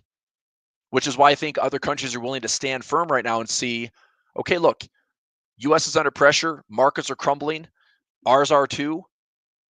But in principle, they're willing to play hardball, and that's how this thing gets worse. So great financial crisis probably is the closest rhyme to this. And I know back in 2000 and 2008, which I traded through, 50+% happens, So I'm not calling 50+%. I mean, obviously I don't want to see that happen, but my point is, if it were to happen, can you survive? If this market's all the way down to 3,000 in the S&P, could you survive it? And what's even sillier is from a longer term trend line, and this is so dumb that this would happen, but this longer term trend line would actually technically make a lot of sense, right? If you have a low here from 2008, okay, and you have a low during COVID, this low and this low, okay, And somehow if price fell in a straight line, well, 3,200 to 3,000 is that bottoming point. Now, I did crunch some numbers over the weekend. The forward earnings on the S&P, everyone was worried about that, right? The S&P price to earnings was trading around 25, 26. The Cape-Shiller ratio, crazy high valuations, all-time highs, or getting up there like into those like bubbly territories. The market's never really bottomed at a 19 times earnings, ever. Usually when the market's finding bottoms, it's been like a reset of like the 23, 24, 25 price to earnings all the way down to like a 15 or 16. Just put this number on your little sticky notes. That's around a 4,000 S&P right now. That's around 4,000. So this bottom's not in, because here's the next piece. This is all trade war noise. Now is trade war noise. Next is we have earnings season that starts this week. Earnings this week. Let me try to find a screenshot here. Let's go. I'll just go. Well, Friday is what I'm watching for. Let's go StockTwits earnings, because StockTwits earnings for Friday, it's only 8 companies reporting, but listen to these names: BlackRock, Wells Fargo, JP Morgan Chase, Morgan Stanley. We're starting off with some big banks, and their tone is not going to be optimistic right now. Jamie Dimon, I've got an article right here. JP Morgan raising likelihood of recession 40 to 60%. Like, all these things are in question. Nobody knows. They can always point the finger and blame. None of it's going to help. What I'm saying is earnings is the next shoe to drop, right? So trade war noise is now, and it's already so damaging. You take earnings and you see that companies are extremely fearful. All that's going to do is revise things lower. That's all it's going to do. And that compression, that earnings compression that we see from a 25 multiple down to a 19, 18, 17, 16, that's where the soft data becomes the hard data. Does that make sense? So don't call the bottom. I know this market can do all sorts of wild and crazy stuff. We might see some rips. I have no idea. But look, here's my plan, okay? I am taking bites on high volatility at these lows. I'm maintaining hedges for right now because it's all controlled. I want to have my cake and eat it too. I want my hedges to get paid, right? But I also want my hedges to be so profitable that it helps me offset a lot of the short-term pain that I'm dealing with right now, which is the swelling IV and all my exposure I have in options. But even if we came up to here, if we came up into this area, here is a high to low. Well, today's spike already hit a 382, just based on today's price action. Now, if we pull back to the 50 or the 61, or even pull back into the structure around that 70% zone, I'll point out a couple levels. Okay, the golden ratio, 618, magical. Does it hit? Maybe. Yes, no. Does it respond to that? Maybe. 50% would be a big one just because it's equilibrium, right? We pull back 50%. Is the market capable of going back down from there? Yes, no, maybe. The 70% zone, this would be more of a wedge potential. So we go high, low, we pull back to 70%. I could see the market coming back down, making a higher low, and then a lower high, and then a higher low, and then we're dealing with this type of structure, and it gives the market time to kind of put in the circuit breakers where the market's not really damaging the lows, but again, watching to see. I'd like to say that at some point we have like, oh, the coast is clear and it's easy to be a bull again. That time is not now. I don't know how many of you are day traders. I don't know how many of you are trading like prop firms and Forex or trading futures, but there's enough volatility right now to make or break you. In fact, and the scary part is some of you that are in prop firms right now might have prop firms that don't survive, right? Because if this is the type of environment that's scaring traders, no money's coming in, nobody's getting paid. You might see some prop firms, like there might be another consolidation in this market, and all these things have such awful consequences. It's like, this shouldn't be how it's related and interconnected, but it is. So, and then I had an a debate with my best friend that's in California. He's a big Bitcoin enthusiast. And so his snarky comment last week was, well, Bitcoin was fine, right? Because he's pretty much all in on MicroStrategy, all in on Bitcoin, right? It's fine for now until the market realizes, well, this is all interconnected. So Bitcoin is down, to respectable levels where it should be. Now, it's still holding up. And I think this is a critical level for Bitcoin to hold, but does it firm up? And Bitcoin is, I agree, like it's a systemic hedge. I mean, right now I think like Bitcoin is taking on this whole new identity with enthusiasts that it's a systemic hedge. And this shows how interconnected everything is. The US gets a cold, the world gets a flu. And Bitcoin is like, well, we're okay for now, but there's no guarantee here. There's no guarantee here. There's no guarantee, and the VIX is up to 45 and 1E3. I mean, I saw it. Charlie Bilello, I love that guy. That guy's got tons of great data. I listen to his creative planning stuff every week. Tons of data. But that playbook doesn't apply if we're going to see more trouble ahead, the highest VIX on record. None of it matters. The only thing you can do is survive. That is truly the best thing. If you take now for the next 6 months to 12 months is do whatever you can to still be trading. Because if you're still trading, you're probably going to be fine. But if you are overexposed or this little blip, I mean, here's an example. So I'm red, right? I'm down 150 grand. Okay. 150 grand. Oops, 150 grand. I'm down 5% right now for my portfolio. Open positions, floating P&L, I'm down 5%. Can I manage that? Of course. Can I survive that? Of course. What makes this worse? Well, if I was seeing like $500,000 down, if I'm seeing $1 million down, I'm clearly overextended, overexposed. I have way too much leverage in my portfolio, way too much tilt in my portfolio. That's when I wouldn't be talking to you if that was me. Like I've never survived that way. So if that's you, where it's like your account's down 20, 25, 30, 50%, it's way too much leverage, way too much exposure. And unfortunately, these will teach you how to change that. Like you can't survive when you're one ugly push away from blowing up your account.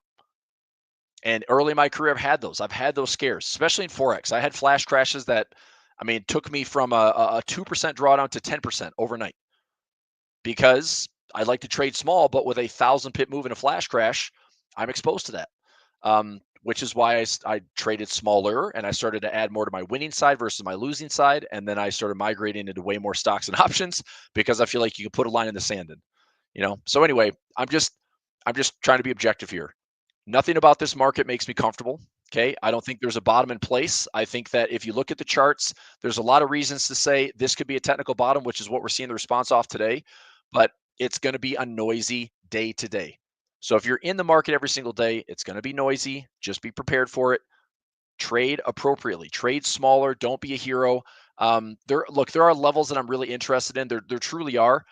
But until I feel like I have the coast is clear where I can say I'm going to put on a leap, I'm going to go longer term. I don't have that yet.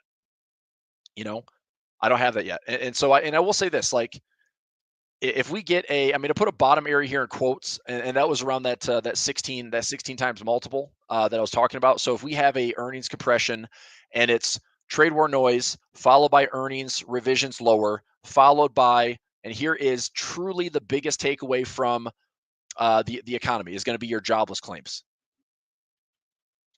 Okay. If you think that this market's going to roll over into a recession, here is your biggest takeaway. And we don't really know this data until probably after September. So if there's any type of resiliency in the market, the federal government is pushing out all their layoffs until September. So the data that we read is like, oh, the federal layoffs. Well, if Main Street is going to feel layoffs before then, this is one thing to watch. This is a boring little indicator that prints every Thursday. Nobody pays attention to it. But if these jobless claims start going higher, okay, then what we are doing is we're stacking on trade war uncertainty, okay, which is taking on global friction and global economy suffering because it literally halts globalization as we know it. And then you take on US earnings, which are probably going to be revised lower, likely revised lower. And then you take on job losses. And on top of that, you throw in sticky inflation. Okay. Possibly sticky inflation. You throw on a Fed reaction. Okay, the Fed put is not now. The emergency measure of the Fed to be reactive is not at a 20% pullback. The Fed would step in if we're on the brink of a financial freaking collapse like we were in 2008. That's a 40, 50, 60, who the fuck knows? You know, it could be 50, 60% lower, it could be 80% lower. Nobody knows. But the emergency measures is not now. Now, from 2008, we've learned a lot. You know, there's been a lot of stress tests put in place and a lot of, you know, mechanisms put in place where we shouldn't really have to experience the 2008 all over again. We shouldn't have to. But the cycles can be faster and uglier, right? So you throw job losses on top of that. This is the thing to watch. Like, all these things add up to the worst case scenario. And so right now, this is happening, right? Global trade war. Okay. So that's happening. More global friction until it's resolved, until there's more, you know, like open communication. This is happening. US earnings has yet to really be seen as revised lower. Everyone knows it's coming. It just hasn't been priced in. Well, now the market's dropping. The S&P is a good barometer for the markets. It always has been. But clearly, Wall Street and the economy are very different things, right? Main Street, Wall Street, Main Street, very different. But job losses have yet to tick up. You know, the federal government's kind of suppressing that data because most people are getting paid through September, even though they've been fired. They're just not on. They're not showing up as data points until September. And if they don't go back into the workforce, or they struggle to go back in the workforce, then this starts to spike higher, right? Sticky inflation, we will see. True inflation readings are lower. That's encouraging. But I mean, tariffs is inflationary. You know, if we're talking about onshoring, the whole reason of globalization is you do things that we can't do, so we want to buy from you. But now we're going to say, well, you do that, we don't like it, we're going to bring it back to us. There's no way the US can pay for everything to be made here. We're not going to make avocados, we're not going to make mangoes, we're not going to import bananas. You know, it's like, sure, we want to do essential infrastructure like semiconductors, building our cars, sure, but we don't make jeans, textiles, everything that we consume on a day-to-day basis. Like, half the crap, 90% of the stuff's not made here.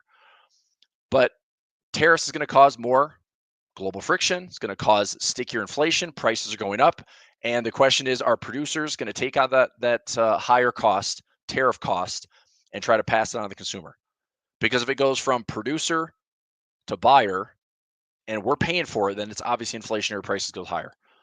But all this is why I'd say this is probably the closest resemblance to 2008. You know, and I don't know how bad it gets. I hope that there is a lid on it, but I don't know. And I'd rather not put my line. I'd rather not dig my feet in and say there's no way the market can go lower. If I take a huge risk right now and the market goes lower, that's on me. If I take little tiny fractional risks, I can survive. Like right now, if I'm going to blow up like all of my trades right now, if I blow up all my trades, I'm probably still maintaining a less than 10% drawdown, realistically. I know the trades I take, a lot of my risks are always like quarter 1%, maybe half 1%. And that's showing up like in red. You know, that's like all of my accounts, all my positions open, and they're all kind of blown out to worst case scenario. And that's okay. But my levels are still pretty fine. It's just I need price and time to you know, like settle down a little bit. So there's a lot ahead. What I'm looking for is in the next, let's say, I'll say this. I think I talked to Nick about this last week. You know, if you remember, COVID played out during 2020. Okay, COVID was a full cycle, and if you don't think options are so important in the market now, then COVID is your lesson. Because what happened during 2020 was we had basically the world is ending as we know it, and the market went from one monthly cycle from February to March. Okay, look at this. The world is ending as we know it, and this market went from a high around Thursday the 20th in February to a low of around the 20th of March. That's essentially one monthly expiration to the next before the market bottomed. Okay. Guess what our monthly cycle is now? Guess what it is now? April 17th. So it's not this Friday, but it's next Friday, right? because this market is so much faster than it has been in the past, I wouldn't be terribly surprised if there's a very noisy week this week. We should have inflation data coming this week on Wednesday, Thursday, if I'm not mistaken. New Zealand looking to cut rates. Okay, Wednesday, FOMC meeting minutes at 2 p.m. That'll be interesting. Thursday, CPI data. Is there no PPI? Yeah, so they moved it to Thursday, Friday for whatever reason. But we do have the inflation numbers coming this week. You can see that the year-over-year CPI headline is supposed to be 2.6. Okay, I mean maybe it is lower. It's still not 2%. Is it enough to make the Fed act and say we're going to cut rates? Well, it's already forecast now we're going to see 4 or 5 cuts this year by the Fed. So everything according to this, you got to ignore the nonsense right now because prices are down so much, but it's not going to force the Fed to do anything, right? The Fed is going to stay, hey, look, we now have the data to say we can start cutting rates, but an emergency cut will probably have the same influence that last September had, which is Fed cuts rates, bond markets do the exact opposite. Okay, so I think right now the Fed should do nothing other than just stay the course, see if the data is coming in as it should, that they can slowly lower rates this year, right? They can soften the cycle if inflation is improving. I think inflation should be the Fed's number one priority.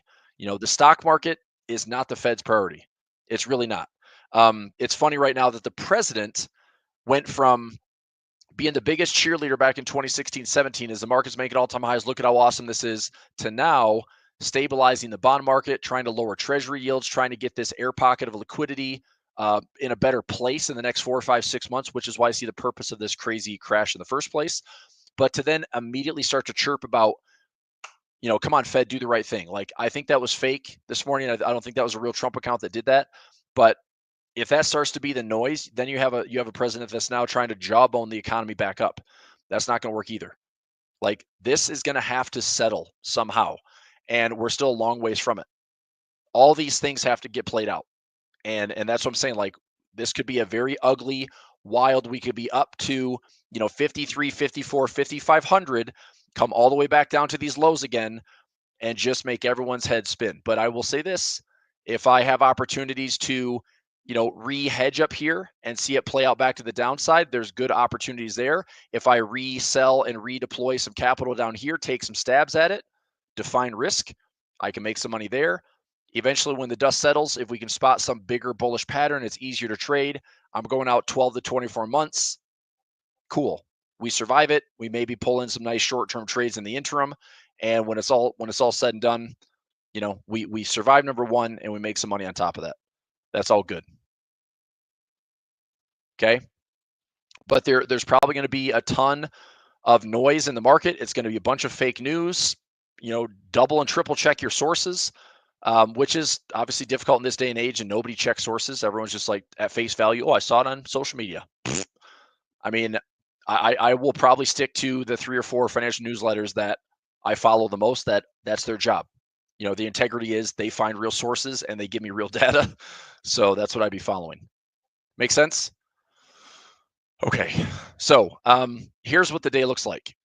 What's funny is 2 or 3 weeks ago, this would be like such an easy day to trade, but we have gone from 48.30 to 52.48. That's a 400-point swing in the day, and we settled right back in the middle. So, I am seeing a bit of a fight today. I wanted to take, a trade to kind of sell premium both sides, but the issue is let me check and see something. It might be, I don't know, if I go above here to like 50, 54.50, lows at 4,800. Let me just check something. I might put on a little 5 wide spread for the end of the day, but I think that's also unnecessary exposure in case the market isn't liking this. So let me go down to SPX for the day real quick, and I'll let you go. So we had 52.48 was the high. Yep, 53. Yep, 58.50. So 52.50.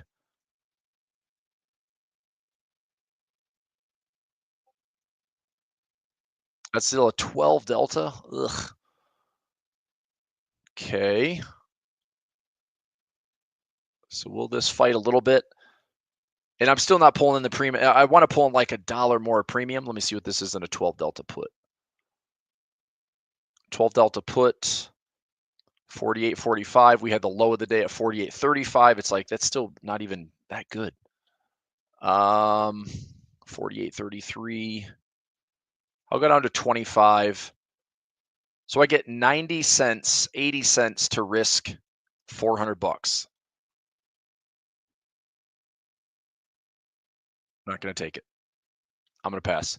All right, let me do some currencies real quick, and then we'll go. I'll give you a couple minutes. So let's go currency strength. Okay, lots of volatility like we saw on Friday as well. Crazy amounts, over 600 pip swings on Friday. Friday was like a systemic day.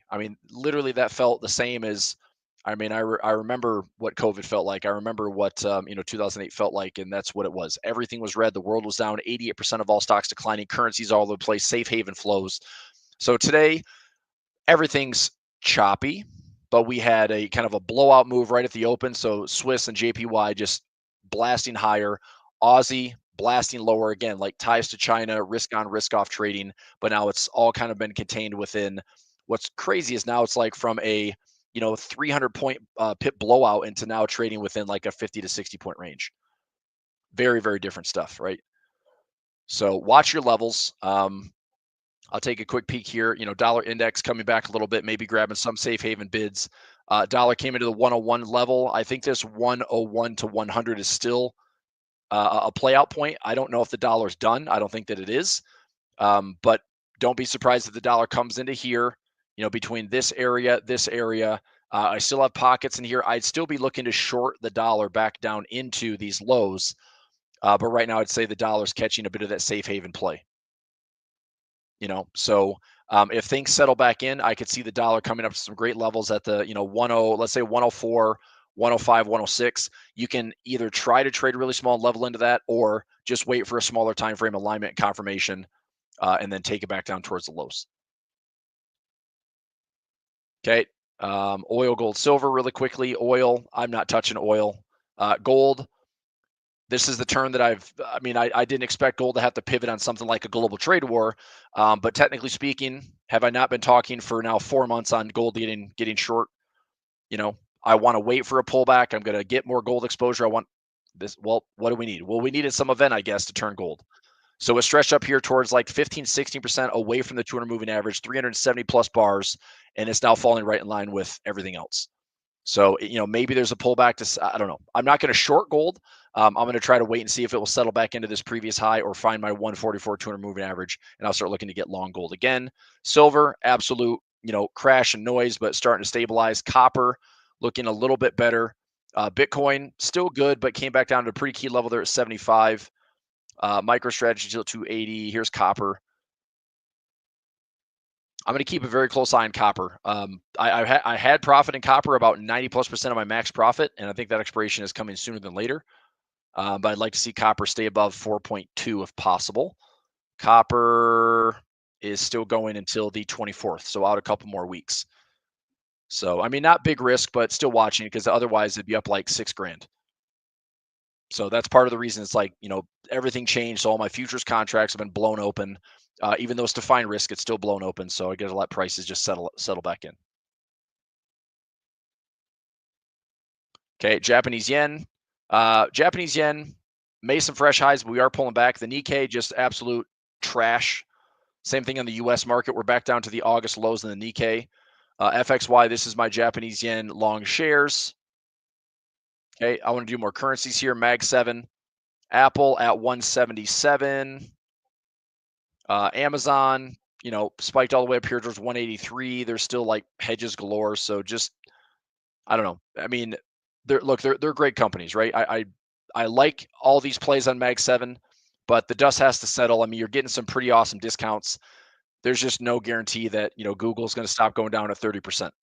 Google could be 40, 50% if it gets worse. Mag 7 has been by far, one of the worst performers. And until I see more encouraging signs of this thing bottoming out, we did hit symmetry. We could go a little bit lower. Just be careful. Berkshire, well, that was a big difference. Right back to the 200 moving average. And this is a company that has 20% cash. This is the company that called the top. They were worried about the economy. Well, they were right, but their stock is still going to suffer. So that's the hard part, is sometimes it's just there's nowhere to hide. Freaking bond market today, right? 10-year yield is way higher. I mean, the TLT has gapped from a $94 move and it's down. So, I mean, does that make any sense?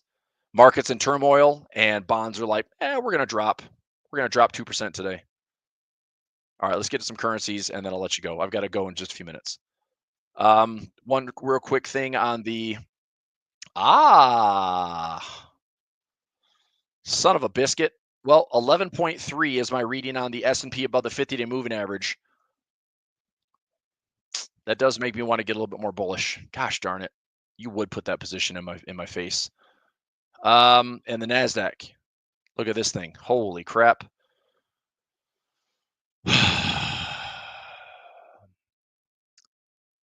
All right.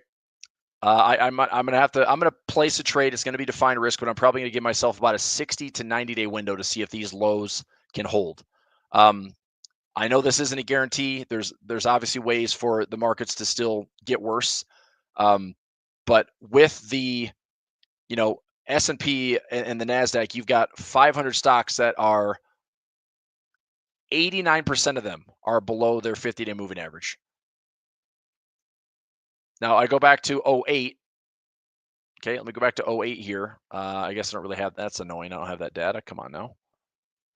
There we go. So go back to 08. And the one thing, this is not called a bottom, by the way. This market went way lower. There was a short-term opportunity in here to buy the dips, but every time this was the market just falling. So like I said, define risk, 30, 60, 90 days could help put in a near-term bottom, but I think it's got to be that. It's got to be a short-term play, 30, 60, 90 days, see if the market can catch a bid. But I've been talking about this. I mean, the sign is there. So that's encouraging as far as like timing the market a little bit, because it's been such a good indicator in the past. But I think if anything, this is going to offer up a short-term relief rally to then be a bull rally in a bear market. So if you look at your S&P, bull rally in a bear market, I think this market would be very thankful if this level can hold. I think it's going to be noisy, but I mean, you can see that this out here is very scary, because for now, I mean, I don't know how many years. I would guess, I mean, for over 15 years, this market has been in a bull market that had, yes, like existential crisis in 2008, 2009, existential crisis in 2020. But the health and safety of this market probably relies on this 200 moving average weekly time frame. So this red line, which is now valued around 4,700, in order for the bulls to maintain some semblance of a good, healthy market, we've got to hold those lows. If we give back these lows and we're in open space here, nothing looks good. That would be that'd be death. I think you'd see a complete fundamental change in the entire market. Nothing is good if that happens. So you just wonder how quickly things can kind of resolve and get settled in, but it's not ready yet. All right. Anyway, we'll talk more about that tomorrow. Currency wise in the day, I'm going currency strength. There's a lot of chop here. We could have a little bit of another expansion coming for the next 24 to 48 hours. Don't be surprised if the Swiss is strong and the Japanese yen is strong. Those are your safe haven flows. Your Aussie, like it was weaker, probably going to stay weaker. So I would suspect that it's going to be dollar, Swiss, maybe Japanese yen. And I put maybe because Japanese yen is always a wild card. But Swiss is probably like the more stable safe haven for right now. Okay. But if you're trading like, Euro Aussie, Euro CAD, Euro New Zealand, be careful. Pound Aussie, Pound CAD, Pound New Zealand, be careful. Watching the dollar index closely. I think the dollar is still a sell position once we get up to those DXY levels. I'm still going to stick with my Aussie, New Zealand, Aussie CAD, New Zealand CAD. Those are fine. I'll work through those trades. I'm still holding Swiss pairs, just not looking great right now. So I'll just hang in there. So, all right, I'll let you go. More to come. It's going to be it's a crazy day. And we'll probably say that every day until we know that the coast is clear or feel like the coast is clear. But one encouraging sign is the S&P 50-day or 50 period. A lot of stocks down, and same thing in the Nasdaq. So I could see a short-term rally, just based on those conditions. But it would be short-term. It would be defined risk, and that's a pretty easy swing trade to take a stab at it. So, all right, I'll let you go. See you tomorrow. Thanks. Bye. Thanks for watching today's A1 Trading Show. Be sure to subscribe and to turn on notifications so you don't miss the next one. All month long, you can get the Edge Finder 40% off, our best discount of the year. Check out the links in the description below to visit the Edge Finder homepage, or speak with a team member directly to get the 40% off discount now. Trade safely, and we'll see you tomorrow.